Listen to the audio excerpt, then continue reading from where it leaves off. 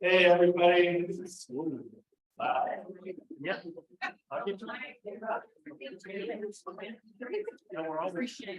Hey, everyone, it's 7 o'clock.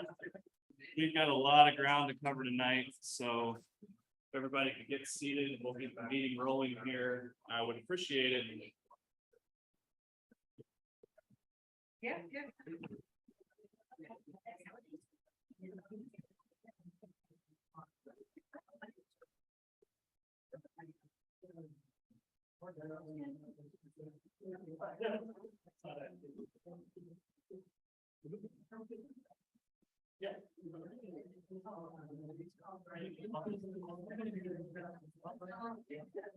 Okay. It is now 7:01. We will bring the May 11th, 2023 meeting of the North Texas Archeological Society to an open. All right, folks, I've got a couple of announcements before I get into my very, very brief slideshow. The first announcement is Tim Sullivan has several books that he has brought for purchase. They're on the back part of the auditorium here. All proceeds go to the scholarship fund for the North Texas Archeological Society. We'll take a look at that before you leave this evening. The second announcement is that a phone was found in the women's bathroom and someone has it down the hall. So if you are missing your cell phone and you use the women's bathroom, I don't want to make any assumptions. Your cell phone has been found. It is still, I think it's still in the bathroom. There's a guy down the hall who has it, probably at the Audubon Society.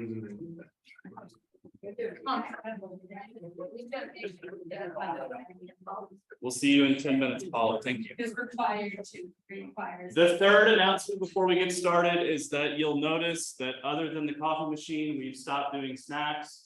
If that's something that you're interested in doing, feel free to volunteer to do so. We're no longer going to solicit the society for that.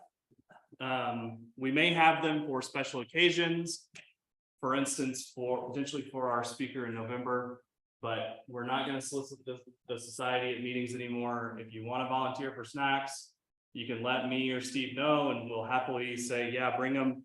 But we're not going to continue to bring that up every meeting.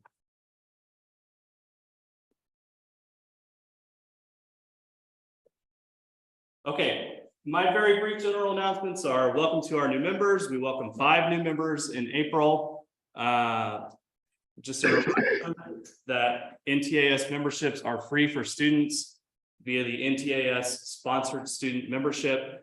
Please see the scholarship webpage for more information if you are a student. Thank you to our NTAS donors. We had a donor last month. Part of your donations go towards our scholarship fund. I got every single month in this slideshow right and spelled congratulations wrong. So, or no, I spelled it right. Great. I was missing a G in my brain. Congratulations to NTAS member Lucy Berry for her successful scholarship application to the TAS Field School. A reminder, NTAS scholarships are now available to anyone for all academies, the field school, and the TAS annual meeting. Non-NTAS members may apply, and if they receive a scholarship, they will also receive a membership to NTAS along with all the other goodies that they receive as part of the scholarship. So please see the website for the new and updated requirements. Our July 2023 speaker is going to be Bill Moore, who will be talking about calabooses in the state of Texas. At present, it's focused on a couple of counties in North Texas, but we're going to ask him to expand that a little bit. That should be an interesting talk following up a very busy month of June. I put this slide together thinking that we would not be able to have Tom Middlebrook with us tonight. He is with us. He will be joining us momentarily to present on the field school. If you'd like to read this very rapidly, you may, but he will have a more interesting presentation. One more announcement is the Arlington Heritage Memorial Grounds dedication is tomorrow at 11 a.m. If you have not RSVP'd, I don't know if you can anymore, but many NTAS members were involved in this project. I would be remiss if I didn't remind you one more time that the dedication is tomorrow, May 12th, 2023 at 11 a.m. Before we get to our May, it is May, correct month again, guest speaker Becky Shelton. I would like to introduce Tom Middlebrook to give us a brief presentation on the TAS Field School, which will be held in Nacogdoches from June 10th to June 17th.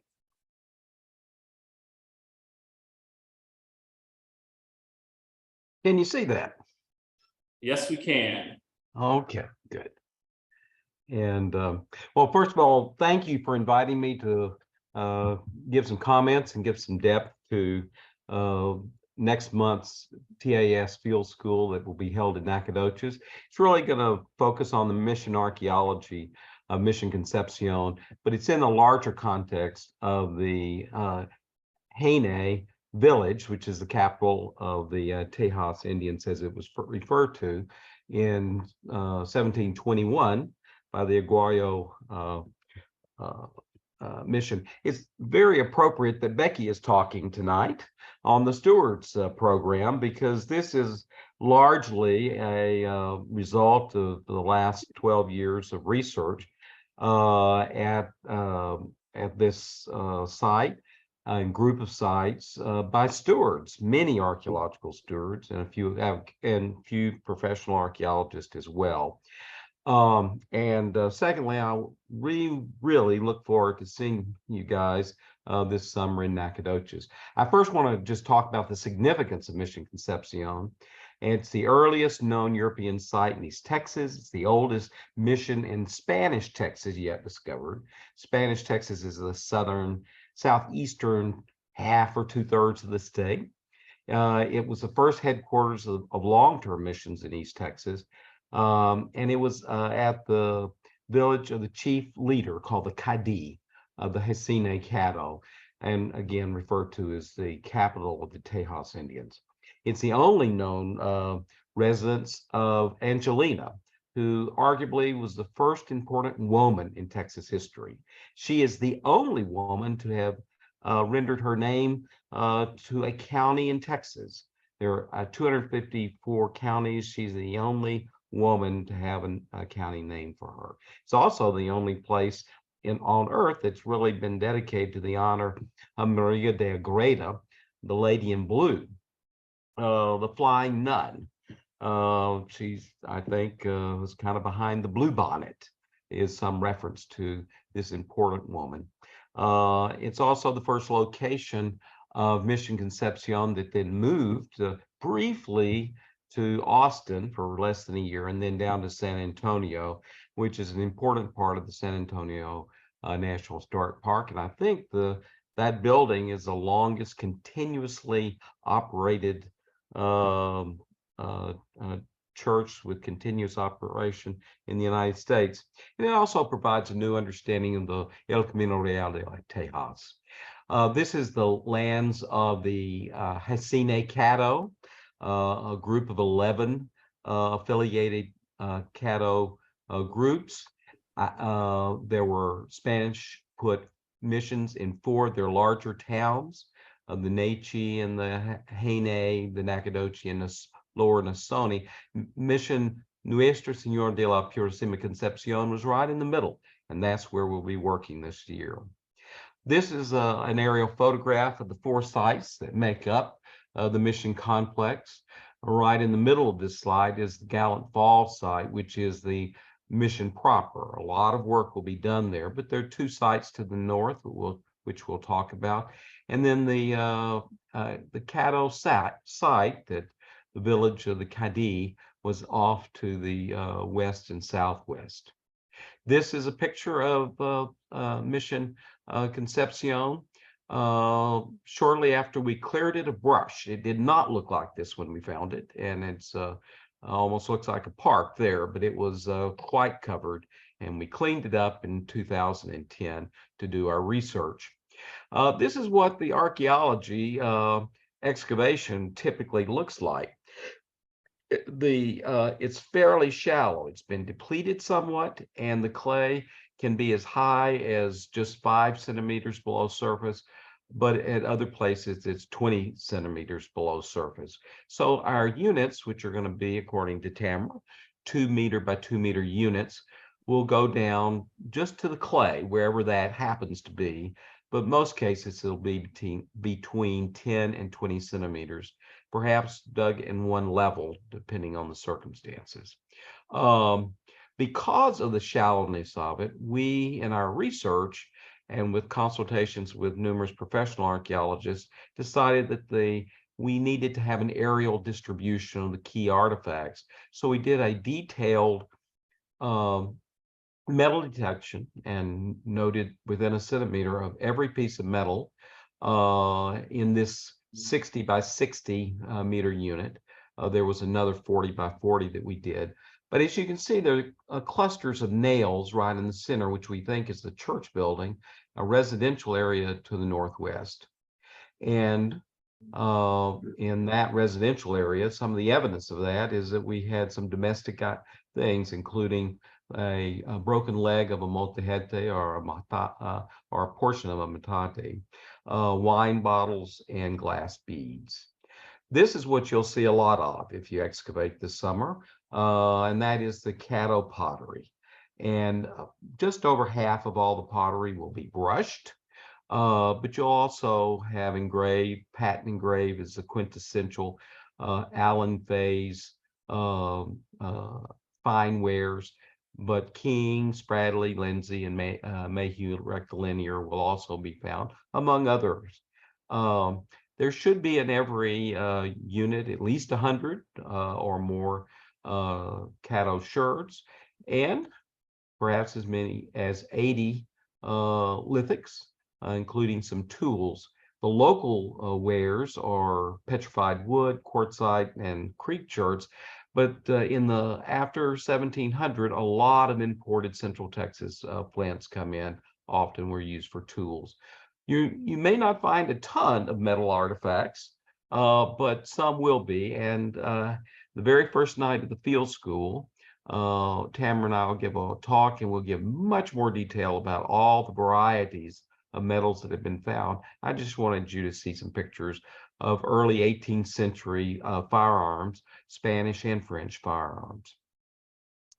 The Ben Gallant site, which is the most northerly of these 4 sites, will be where some work will be done. It's a very interesting site because it is a multi-component site. It has both, we call it mission related because there is a mission component there, but probably of soldiers or of the natives that were living there. But there's also Levi Dykes, who had his homestead there from 1836 to 1856. Very early, we found a pit and about a 1.3 meter round pit that went down to about 60 or 70 centimeters. And 1/4 of this pit in one level produced this much material. As you can see, there's a variety of Caddo sherds. For those of you who really like historics, there's some really nice mid and early 19th century material. Some forged nails were there, plenty of lithics, bone, hot rocks, etc.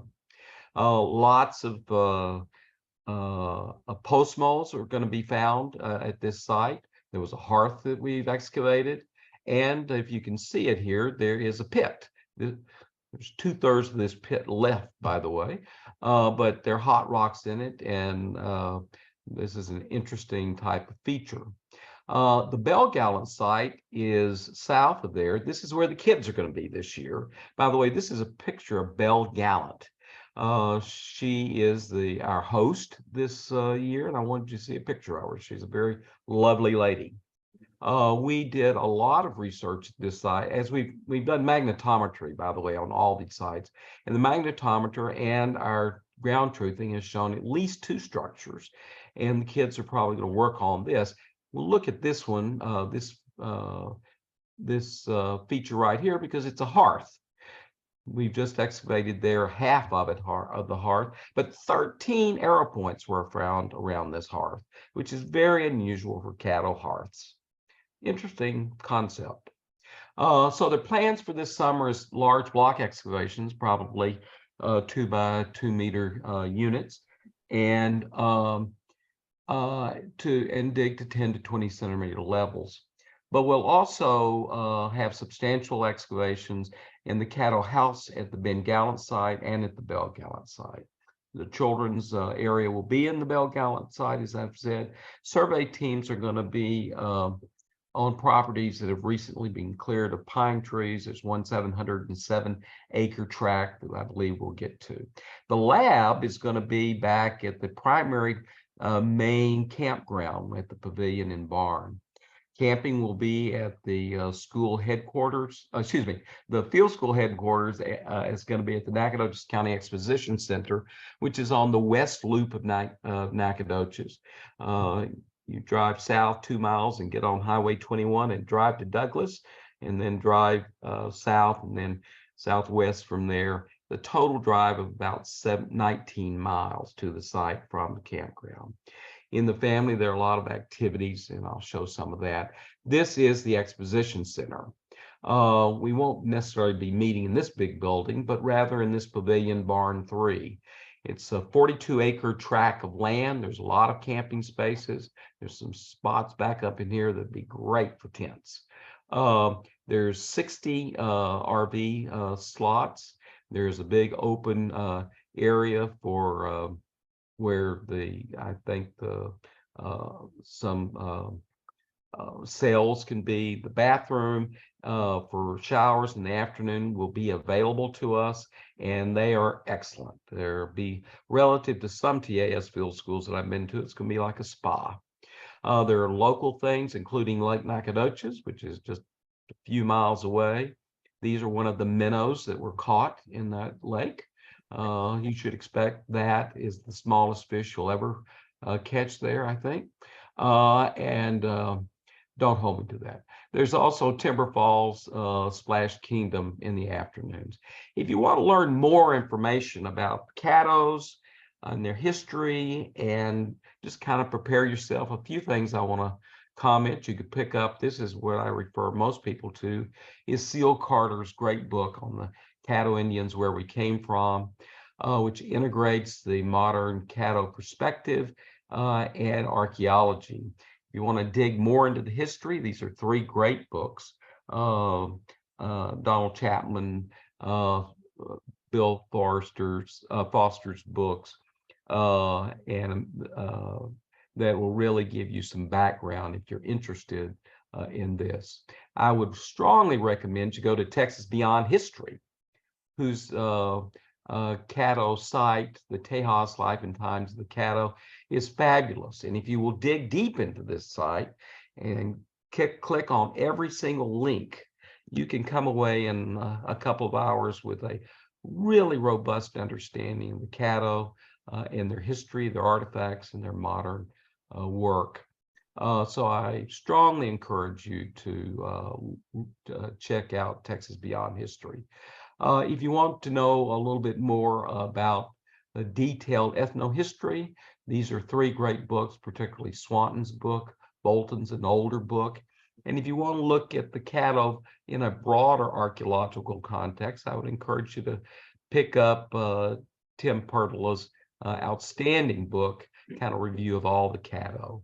And finally, if you would go to the 2020 Texas Archeological Month virtual symposium that THC put on their YouTube channel, there are 3 talks on the Caddo. You particularly might want to look at Tim Pertola's really excellent review of Caddo ceramics and Leslie Bush agriculture. You'll probably hear a lot of this talk at the very first night, so I don't know that that'll be necessary. But anyway, those are the things I wanted to talk about. I've left just a couple of minutes here if anybody wants to ask another question. All right, Tom, we'll start in the room here. Are there any questions from the room for Tom? No, everybody is so excited to come that they're in stunned silence. Do we have any questions on the Zoom at all? No. Okay. Okay. Well, listen, Hey, that was easy. we just encourage you to come, and if there's any questions you have or anything that we can do to help, please let us know. Thank you for joining us, Tom, and we're excited to see what the results of field school are this year. Okay.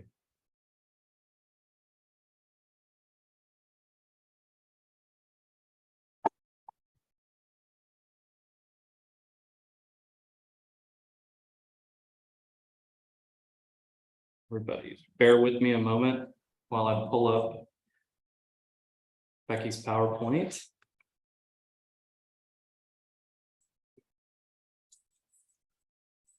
Actually, it's Yeah, I got you.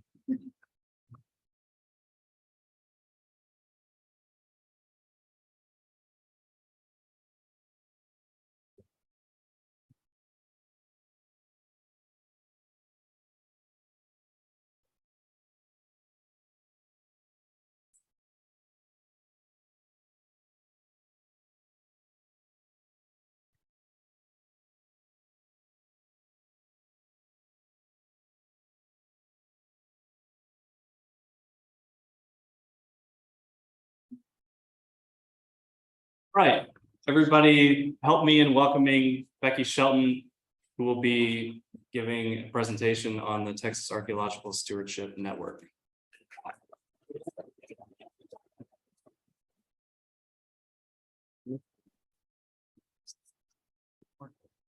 How do I do this? Just put it right on your that you don't have on your collar is close to your. Like this? Uh-huh. Where do I put this? Lay it on the table? Just hang on to it. Okay. Yeah. Thanks. For the evening. Good evening, y'all. Thank you very much for having me. I know I gave an abstract with the title for the paper to put in the newsletter, and then of course I went and completely changed it. But you'll find out why later on in the evening. So one of the things that I've been really excited about is we're kind of at a crossroads with the Stewardship Network.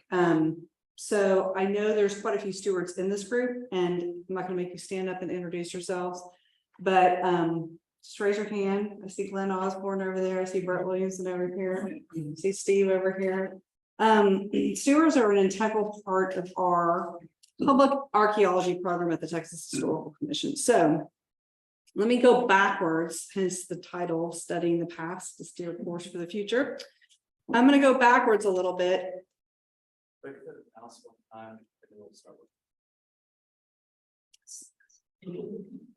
Before I tell you what we're going to do for the next 40 years.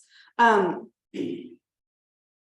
Stewards program is an official program of the Archeology Division in the Texas Historical Commission, which is the Texas Historical Commission is in the State Historic Preservation Office program. So the SHPA's office for the state of Texas.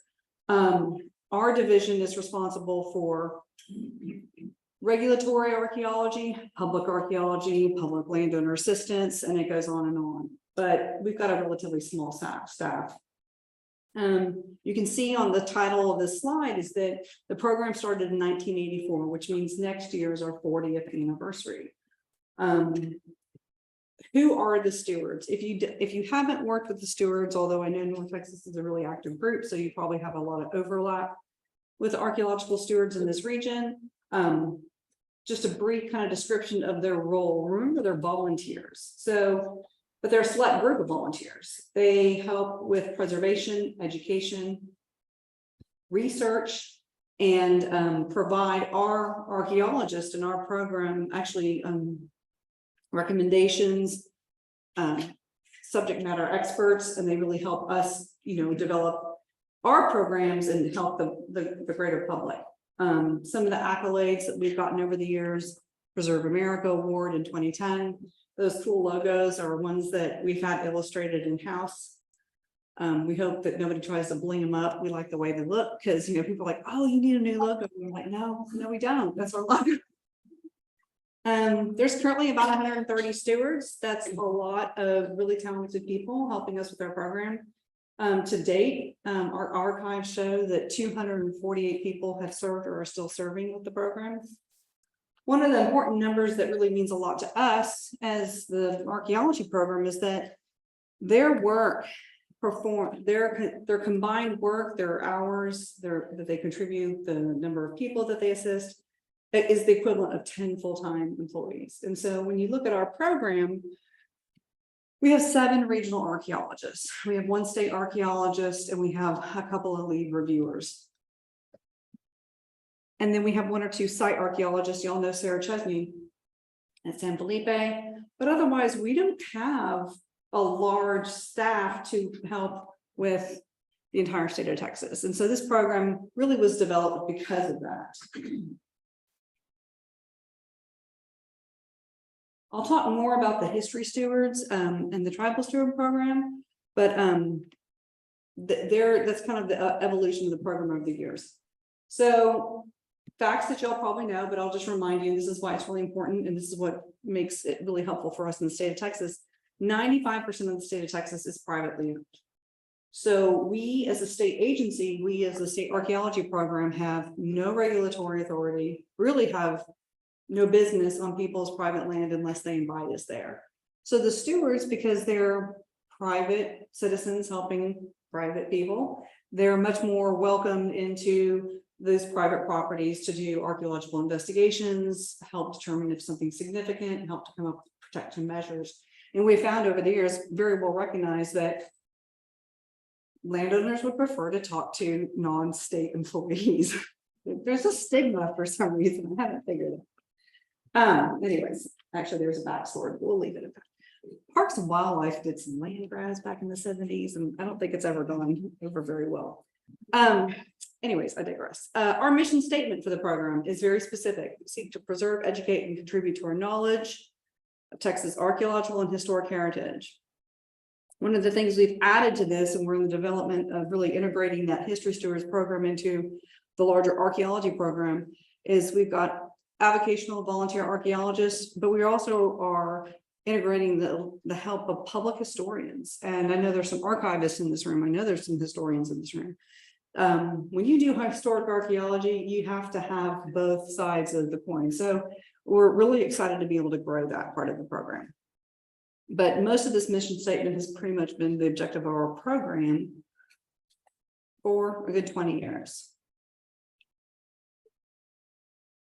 So what do stewards do? Above and beyond, say, what you would do as a volunteer with North Texas, is that stewards actually have a lot of autonomy, and they can choose to do any one of these tasks or roles. They definitely help investigate and record new sites. I know y'all are very familiar with public education and outreach. North Texas does a really good job at that. I was at the DOS Center event last summer. There was 1,000 people that came through that park in one day. It was very impressive. One of the things that we're expanding on is helping monitor these official Texas historical markers. There's 20,000 plus historical markers all over the state of Texas. They get knocked over during construction, they get vandalized, they're in the wrong place. There's something on the marker that was written 40 years ago that it's probably not politically correct anymore and needs to be corrected. And so we have 1 person, 1.5 people that work in our marker program. So a lot of our stewards, just as they're driving through from one town to another, they'll stop by and make sure the marker's there, make sure it's legible. And our state archaeologist and our tribal liaison, Marie Archambault, have actually been working with tribal members to reevaluate the markers and make sure that the tribes are comfortable with the way their nations are being reflected on those markers. So there's going to be some changes in the text on those, which is very progressive. And the list goes on and on, right? So I like to share that with y'all because it's like, well, what do stewards do? It's a lot. And it's stewards work on, what's one of the most beautiful things about the program is that it's based on the individual's area of interest, location, availability. They're pretty autonomous on what projects they can choose and work on. So that we think that's really very important too, because when we're working with volunteers, you want to make it the program accessible to people. So the going back part of the talk is still ongoing. I joined the agency 9.5 years ago, and 2014 happened to be the 30th anniversary of the program. And so we prepared a big event, and we have an annual meeting and workshop, and there's a lot of activities. It was the first year that I was able to present the Norman Flag Award to two members who are not here, who though everyone is very familiar with, is Brian Jameson and Art Callwater. And so that was really when I got to start working with them and I met them. I'll talk more about the Norman Flag Award here in a little bit. So I think in order to build and grow a program, you do have to look back and see what's worked and what needs to be changed. One of the things that's happening in these last 30 years that this program's been is that the laws have evolved. The way we interact with the public has evolved. The way that we can work in communities has changed. One of the big changes that happened in 2009 was the advent, well, the Texas Health and Safety Code came about. And in 2009, it completely changed the way that we work with burials. And Katrina Whitley can probably speak to that at great length, so I'll leave that to her and Abby. But it changed the way our volunteers worked, because the work that we used to do on private land that involved burials was no longer feasible, really. So that's one of the reasons we look back and we go, well, what's changed? How's it changed? What are people drawn into? There's some early archaeologists from Central Texas, the Central Texas Archeology Society, and they did a ton of work on Native American village burials. Well, it was the 1930s and 40s. There was no laws on the books, and so things continue to change. I bring this article up because I had the opportunity to interview a handful of the very earliest members. Jay Blaine, one of your members as well. He made this really, kind of just progressive quote. One of the most important tools about archaeology is good communication. And I think that is still true today. I'll just briefly delve into the past, just one more minute, and I really promise to move on. If you don't know the origin story of the Stewardship Network, it actually is in this article. And this article goes into detail about how the first state archaeologist, Robert Maloof, with Larry Banks, who was the Corps of Engineers archaeologist at the time, got together with members of the Texas Archeological Society and actually developed the program to help the state archaeologists, because the Texas Archeology Society saw the need and wanted to help out because the state archaeologist program could not keep up with the demand. So we started with 10 people in 1984. So this has been the growth of the Stewardship Network. And we're able to track these numbers because we keep archives and we actually keep track of the amount of work that every individual does. We track the number of hours, miles, outreach efforts, like how many public talks did you give, how many people were in the audience, how many handouts, how many sites did you record, how many state and antiquity landmark designations did you make, how many cemeteries did you record, essentially how many individuals or communities that you assisted. And what's really important about this is because we're a state agency, we have to report everything that we do. We do receive funds and positions to help manage this program. We report to the legislative budget board, the guys who are up making rules right now, and the National Park Service. We receive federal grants to help manage our public archaeology program. So these are really important things for us to keep up with. But it also helps us demonstrate the strength of the program. All right, now we're going forward in your time. And the reason I wanted to share all that with you was because something happened in 2019 that was very unexpected. I've been part of this program for a long time. We've been, working really well in the state of Texas, working really well with the Texas Archeology Society. We work really well with the regional societies. we were invited to join a brand new national stewardship program, a nonprofit group that works out of California. They train stewards and then they hand them off to federal land management agencies, which is a really fascinating concept. So this particular organization, all they do is train stewards. Karen Lacey actually works there. Karen Lacey is a member of TAS. You probably remember her from field schools. Her father is Clint Lacey.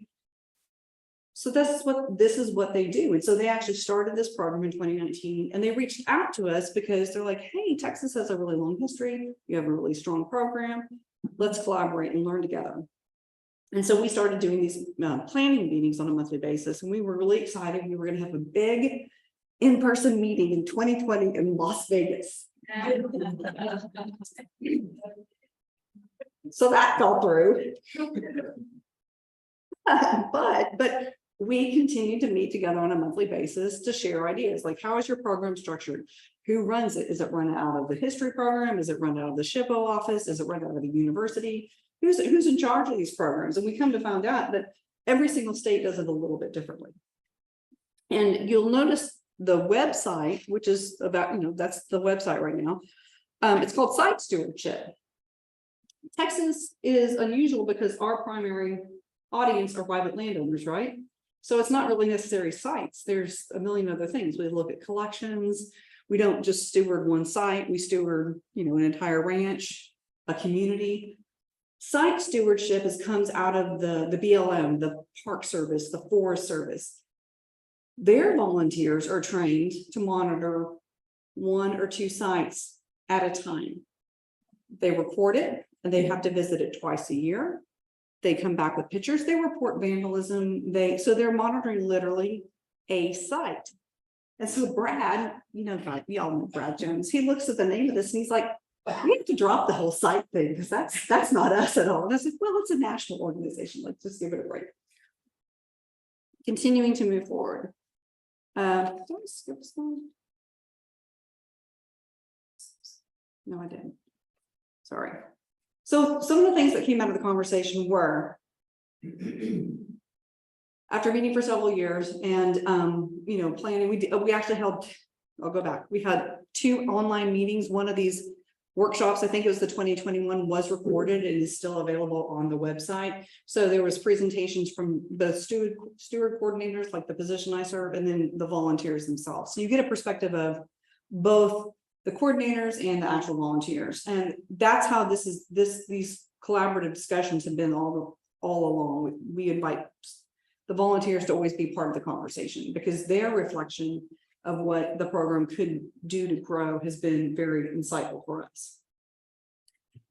So some of the things that came out of it kind of universally, and we're talking like up to 34 different programs throughout the US that came in and out of these conversations over that 2-year period, were recruitment. Now, North Texas, I know y'all as a volunteer organization, these are going to ring true to you. Well, how do you recruit new people? Where do you recruit new people, right? Training is integral to maintaining long-term relationships with your volunteers. Retention is really important to us. And how do we provide better volunteer support? We can work on this. And that's one of the things I learned from talking with these other organizations is that our volunteer support is pretty good. But man, we could be like California or Utah or Nevada. And so there's a lot of opportunity for us to grow.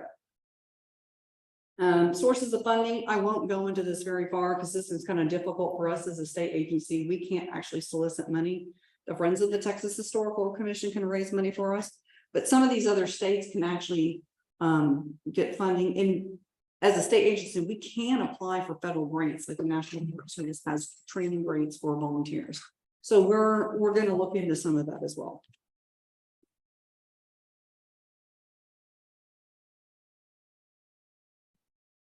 So we had our last online meeting, I guess was in 2021, 22.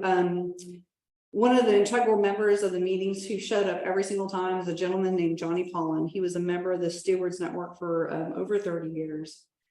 Sadly, he's deceased, but he definitely became an integral part of the working group, and he really offered some really good guidance from a businessman's perspective. It's like, how do you manage volunteers? How do you manage information? How do you make yourself accessible and not threatening to the public? So he was just one of the many voices that, you know, gave us that perspective.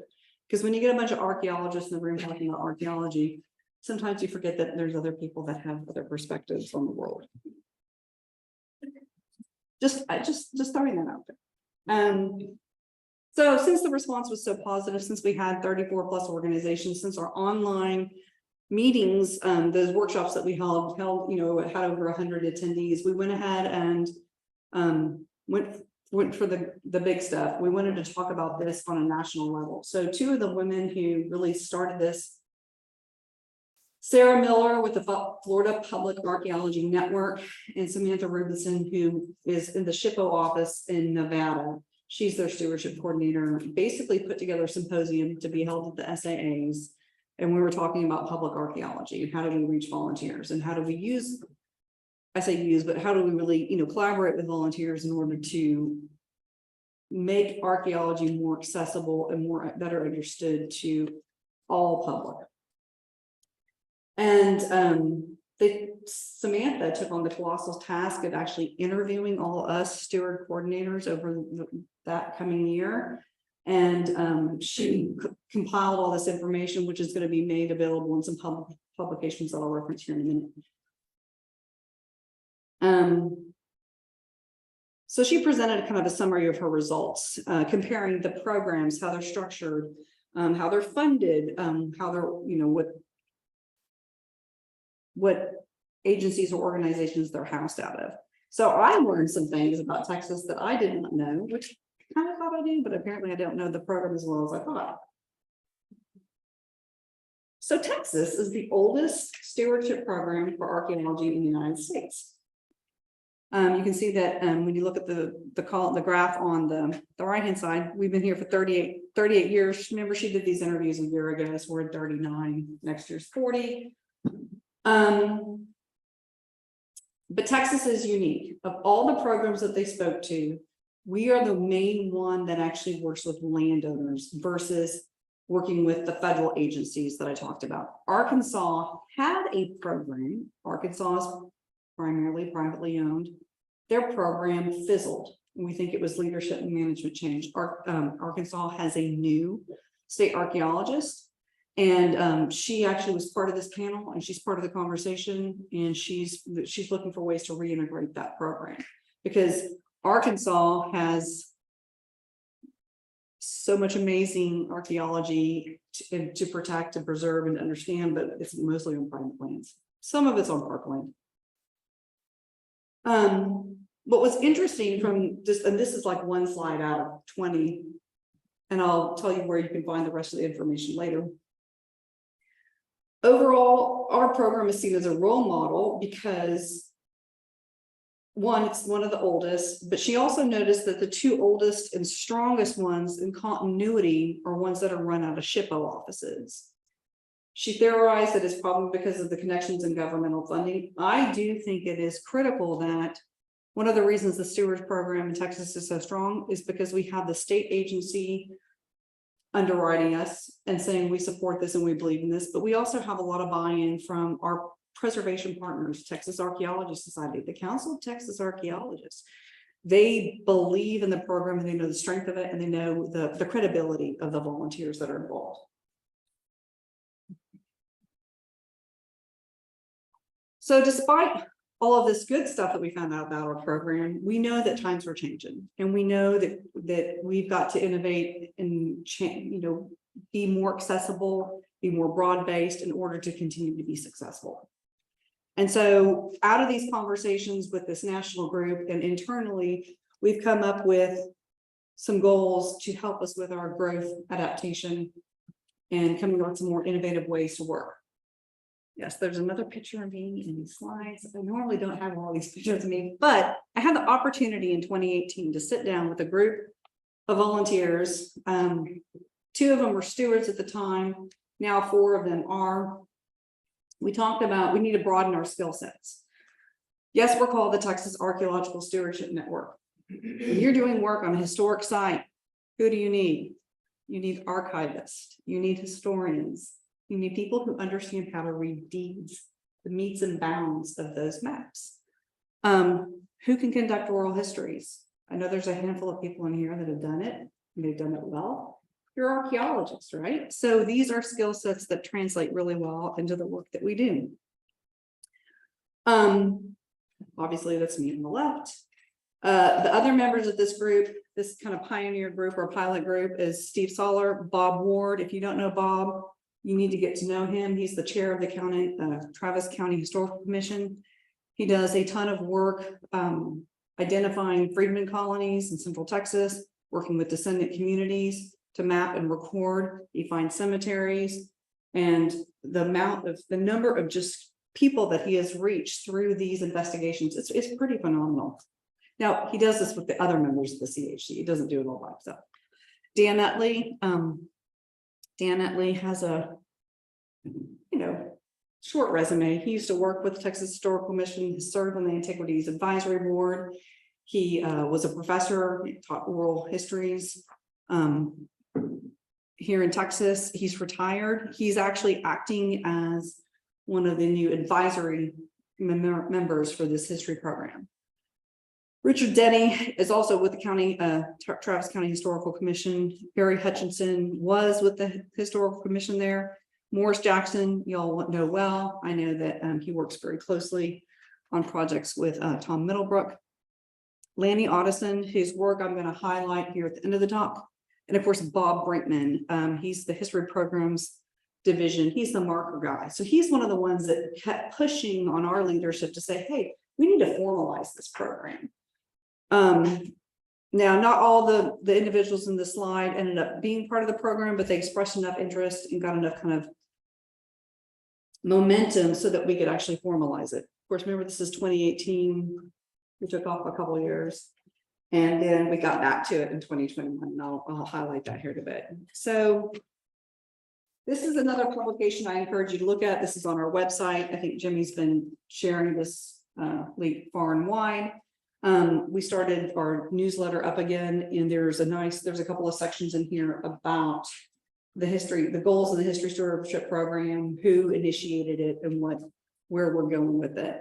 And we are wanting to also have a tribal stewardship program. Marie Archambault will be leading that up. We currently have one tribal member as part of that. We haven't seen as much growth in that area as of yet, but we expect we will here in the next couple of years. So I'm not going to redo that entire newsletter article, but I encourage you to look at it because it really goes into what are these program goals for these volunteer groups. Okay. So we've already talked about diversifying our skill sets, but we need to broaden recruitment. Historically, the Stewards network, I told you earlier, came out of the TAS membership, which is great, which is a continued place where we recruit and find people who are, willing to do this. We also rely heavily on our regional societies. However, to diversify the program and recruit preservation-minded people with specializations in other areas such as cemetery preservation, local museum, members of local museums. So this is where the County Historical Commission members really kind of come a lot of crossover. We have quite a few educators who are stewards, and they have found that being a part of TAS and this program allows them to come up with new innovative curriculum to teach science to their kids, to teach history to their kids that is different from what just the standard textbooks give them. We have entered conversations with the Galt School of Research to talk about their landowner assistant and conservation easement program. We're hoping to be able to share our pool of at least Central Texas stewards to work on that. We're also finding out that more and more that master naturalists make really good stewards. We have quite a few stewards that were master naturalists before they became stewards. There's several of them in the Hill Country Archeology Association. Stephen Bishop is one who comes to mind. And Francois is as well. So I put this out here, but I'm always very open to where else are you talking to people? Who else are you meeting that are really interested in history and preservation but they may not be a member of a regional society yet, right? I mean, we've definitely talked about recruiting graduate students. The reality is they don't have a lot of time. I see somebody shaking their head, no. So, we'll table that for now. So I'm very gracious to have been told that I could share these slides. These were taken at the Archeology One Academy very recently. Our friend Callan Clark, who was, isn't he on the Academy committee? Yeah. He is, all right. And he's a great photographer. So what I want to say about this slide, and this is why I chose these two pictures, is because, as y'all know, participating in archaeology is not just field work. I mean, it's fun to dig unless it's August. But research, right? Research, doing archival work, working with collections. Y'all have done a really great job. I get your newsletters and all of these collections that you've been using to help teaching collections, collaborating with the local universities. I mean, 99% of the research that still needs to be done is in the collections. There are so many collections that need to be rehabilitated. They haven't been written up.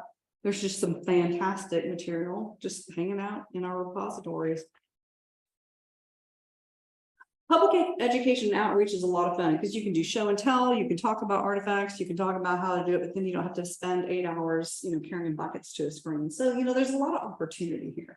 So we're really looking at ways to make them all equally as accessible and interesting. And I do think this Archeology Academy, I wasn't able to go to the whole talk session, but I read the new manual and this is really interesting stuff. Yeah, look at this slide. So here, and I did a talk with a bunch of school kids. Last October, there was about 260 elementary school kids. They came to our show and tell table. It was over the whole day. It wasn't like all at once. They were more interested in what was in my field pack and the tools that we used than some of the artifacts on the table. So, I saw just in this photo essay that the Academy Committee shared that there was a lot of emphasis on how we work. And that is something I think that everybody gets really interested in. So one of the things that we also realized, and this is an internal thing for our organization, is that we have to start thinking about how we're going to train differently, because we have relied on the stewards, TAS academies and the regional societies to train stewards. We don't offer ARC 101 for the stewards. We don't offer artifact identification. We assume that those skill sets are gained when they come to us, but those opportunities are geographically limited, especially when you consider the scale of Texas and the personal expense now that it takes to travel, get a hotel room, etc. We've interviewed quite a few really great candidates over the years, and they're like, the cost of training is self-funded and is prohibitive. And we offer an annual meeting and workshop, and with technology, there's a lot of Archeology 101 basic information, introductory stuff, and we can teach laws and ethics.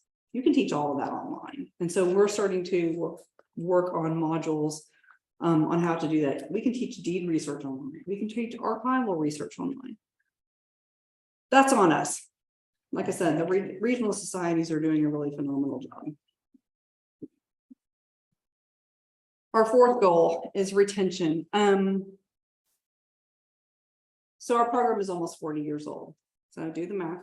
Our volunteer population is aging. And while a lot of our volunteers can't necessarily conduct field work anymore, they still contribute heavily to our program. They help answer questions. Our regional archaeologist will call a steward and say, hey, have you ever heard about this site? What do you know about this publication? Where can I find this information? And so we retain volunteers as long as they still want to talk to us, because we still need that institutional knowledge, that statewide knowledge about excavations that happened in the 1960s. I had the opportunity to work on the Clarendon Field School collection. I was trying to sort through all the handwritten field notes. We were trying to reconstruct the map, the sequence of excavations. This happened in the 1980s, early 1990s, and I recognized the handwriting on one of the notes. It was Johnny Paulin. Picked up the phone. I said, Johnny, I said, you have the most beautiful handwriting. And he laughed. And he said, really? I said, no, can you help? Let's walk through your notes together. And he was able to reconstruct, because he was a site supervisor, area supervisor. He was able to help reconstruct the whole thing.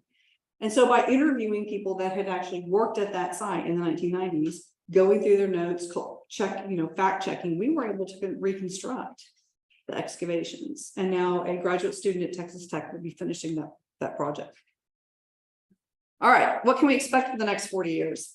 Well, first, I would like to welcome your newest NTAS member to the Stewards Network. Y'all know him. I don't have to introduce him, but we were super excited that he was willing to join us, and he's already been super active with NTAS and on more of a statewide level. I know he's participating in a lot of projects, and so I just wanted to welcome him to this volunteer group. So what are we doing right now? We've begun revisions to the Stewards Handbook, which is our administrative guide for the state agency program, which is a big deal because we're needing to integrate the guiding steps for actually all of the history stewards as well, because their task and some of their focus is going to be different. They're going to focus on public archaeology. Their resources are different. But we're going to integrate it and of course share it with the entire group. We are continuing our national conversation. I've been asked to participate in a panel discussion at the first ever stewardship conference for archaeology. It's being hosted out of Florida in September. So we're going to continue the discussion as well. And we've been asked to basically write a series of articles as the outcome of our SAA talk for the archaeology, the Society of American Archaeology record, which is a quarterly that comes out. And so hopefully we'll have that this fall.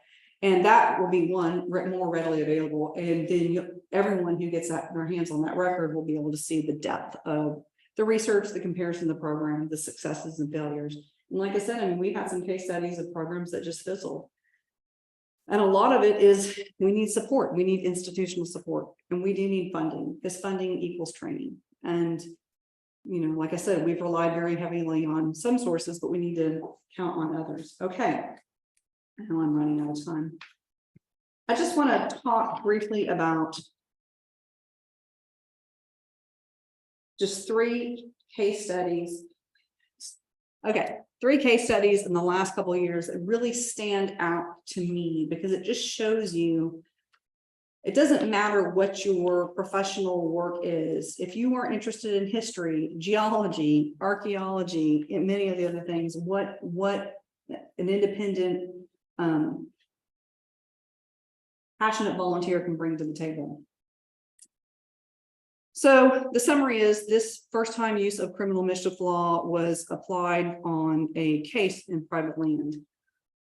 This happened between 2017 and 2019, and a series of events led to the capture, prosecution, and felony criminal charges of artifact looters in Central Texas, which set precedent in Texas courts for prosecution of looters who destroy and damage archaeological sites. Steve Stoudemeyer, pictured here, volunteered and worked closely with Tiffany Osborne as they did a site damage assessment using the ARPA, the federal guidelines for damage assessments, presented their findings to the DA. It was over $400,000 worth of damage, of lost information because of the amount of looting that was done. And they were successfully charged. And so they have been presenting this. Unfortunately, we lost Steve last year, and we don't have the article that him and Tiffany were going to put together. If you guys knew Steve, he was creative, he was analytical, he thought out of the box, and it really helped them put together this case. So this is just one instant where it worked. And this was a private landowner, and he said, no more. It's not just trespassing. It's not just looting. It's criminal mischief, damage to property. So we hope to be able to offer this in more, as a more of a landowner assistance coming forward. We're working more with landowners on like conservation easements and that kind of thing. And this is where, you're protecting the integrity of the landscape itself. Lanny is one of our new history stewards. He is a retired historian. I'm not going to go into all the details, but there was a 5-acre plot of land and there was only 1 acre that was actually dedicated as a cemetery. So he went and did the detailed deed research and analysis. The reason he was asked to do this is there was a community in Wharton County, and they wanted to take this historic cemetery and have it receive the Texas Historical Cemetery designation, which is another layer of protection and recording for cemeteries. However, they did not have the archival skill sets within their cemetery association to do it. So he did the deep research, he did the deep dive in the genealogy. He was able to, and because of his skills, he was able to actually create these maps to verify the exact boundary, because you need exact boundaries for these historic cemetery designations. This is this little field sketch that he did of the cemetery. This is also a requirement when you're preparing all the records for a historic cemetery designation. So his investigations included measuring the boundaries based on deed calls. This is what we all need training in. I don't know how many people actually know how to do that, but that's a really important part of being able to read these documents. And they recorded all the visible barriers. And the designation obviously went through. Here's him at work recording. Here's him at the Wharton County Clerk's office, and you can't see it, but those are yellow jackets on the side of the headstone that he dutifully still recorded. My friend Joe Rogers, y'all may know him. He's up in the Panhandle. He's recently retired professor from West Texas University. He holds dual degrees in history and anthropology. Y'all will see him at field school on a pretty regular basis. But what was really exciting about this is that he's doing hands-on activity. He's showing people, children, how to use antique tools, because he likes to collect and use antique tools. This is one person. That weekend, there was 4,000 people that came through that. It's called the National Ranching and Heritage Center. And he's like, I promised you 4,000 people didn't come by. And I think about y'all's activities at the Doss Center. I'm like, oh, yes, they did. So, he's using his passion. He's using his passion for history discussion. He loves working with students. He's just a great mentor. So my final slide, doing okay on time here. Where we're at now. Well, we just wrapped up our annual meeting and workshop. We held it at Fort Concho. They were a great host. Skip Clark received his Jim Word Award for 30 years of service. That's on the far left. He's standing with Drew Sitters, the West Texas archaeologist for the THC. Claude Hedspeth received his 20 years of service. I believe that Glenn Osborne was recognized for his 20 years of service as well. And of course, Brian Jameson and Art Tallwater are receiving yet another Norman Flagg Award for their outstanding work in Texas archaeology.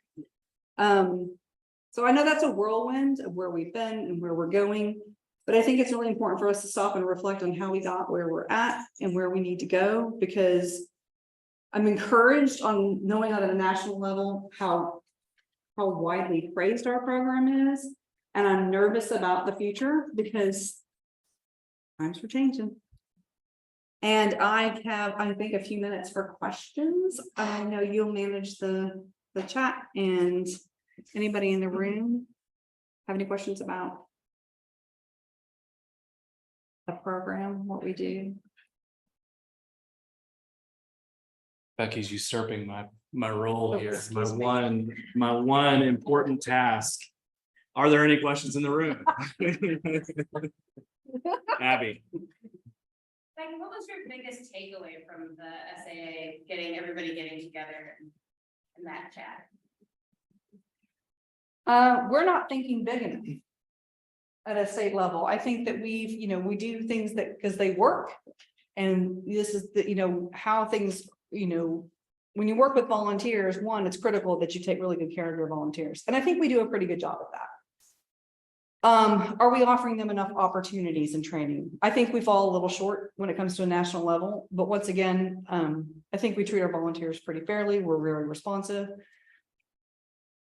But then when I see what other kind of training is happening in other states, I'm like, oh, but look what they've done. I mean, what is it, New Mexico? I can't remember the slide. They have 600 and something stewards in one program in one state. Now they have more regional directors, essentially, kind of like we have regional directors in the Texas Archeology Society. We have regional archaeologists, but to have really productive volunteers, you have to empower them and give them skills and sets. I'm excited the fact that this is it was a very big discussion throughout the SAA weekend overall. It's how do we engage communities? How do we make archaeology more accessible? How do we make archaeology something that normal people can use, and it's not just for the archaeologists? Those are really very progressive conversations for the SAAs, because the SAAs historically is like archaeologists talking to archaeologists, academics talking to academics, a little bit of CRM, and then, the volunteers or the non-professionals, well, they don't need to know any of this. Well, yes, they do. And in Texas, most of the collections that are sitting in these repositories belong to private landowners, or, the Corps of Engineers, the National Park Service. But I mean, that's the reality is are we, as public archaeologists, are we doing enough for our communities? And I think we can do a lot more. And that was an overarching message throughout the SAAs, which was really exciting. So I feel like we're on this. Any other questions in the room? Oh, yes. Your focus on retention is certainly important, but I'm concerned that I don't see a real effort in finding new, younger members. Well, actually, that's something that was one of our big takeaways coming out of that. And that's why that's one of our 4 goals is recruitment, is that we have not been actively recruiting for years, because every year we get so many great new nominations, but it is declining a little bit. And that's that balancing act. Is volunteerism takes time. And so we just talked, we can't go after graduate students, their hands are full. Full-time CRM people, cultural resource management, they don't have time to volunteer. But school teachers may in the summertime, people who are members of other organizations that aren't in different disciplines, but are preservation minded. And we do need to start a kind of a statewide recruiting campaign. What that looks like, I don't know, but it's definitely, hopefully it'll start at this year's field school. Brad, and we hope that we'll have Brad and several other stewards have just kind of sit down, like, come and meet the stewards, come and talk to us about your interests, where you might fit in, what kind of training you would like to see to make it more viable for you. So yes, we definitely, we haven't had to until recently. Any other questions from the room? Anything on Zoom? Okay. All right, last call. All right, thank you all for joining us. Please join me one more time in thanking Becky Shelton.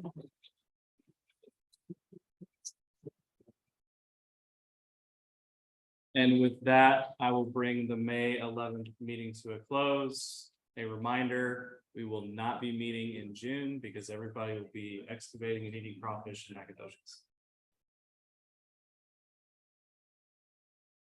Okay, everybody on Zoom.